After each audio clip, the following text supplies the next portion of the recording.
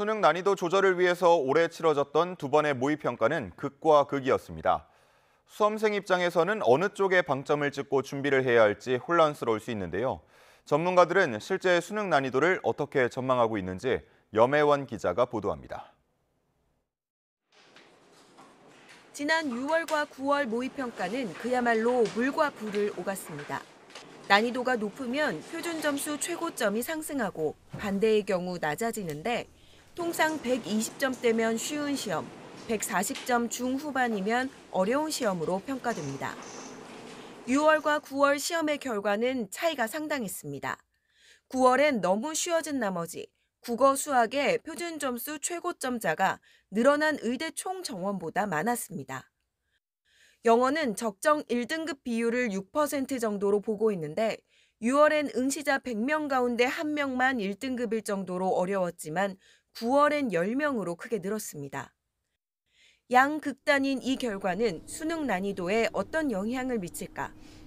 전문가들은 단순히 쉽고 어려운 두 시험의 중간 정도를 예상하면 안 된다고 말합니다.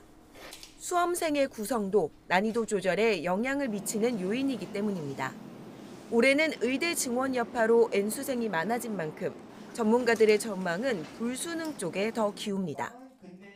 국어 수학은 지난해 본수능 때에 변별력 높게 출제됐던 패턴이 유지될 것으로 보여지고 영어 과목은 6월이라든지 지난해 본수능보다는 다소 쉬워질 것으로 보여지고 9월 평가원보다는 다소 좀 어렵게 출제될 것으로 예상이 됩니다. 특히 이번엔 중상위권이 풀 수 있는 문제를 좀 더 어렵게 출제할 가능성이 있습니다. 킬러 문항을 배제하는 만큼 변별력 확보를 위해 매력적인 오답을 많이 끼워 넣을 거라는 예상입니다.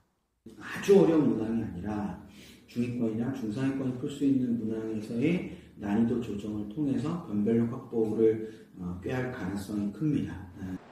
이렇게 되면 앞부분 문제를 푸는 데 시간이 걸려 뒤쪽 배점이 큰 문제가 쉽게 출제되어도 아예 풀지 못하는 경우가 생깁니다.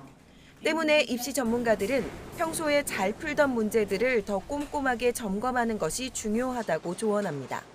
YTN 염혜원입니다.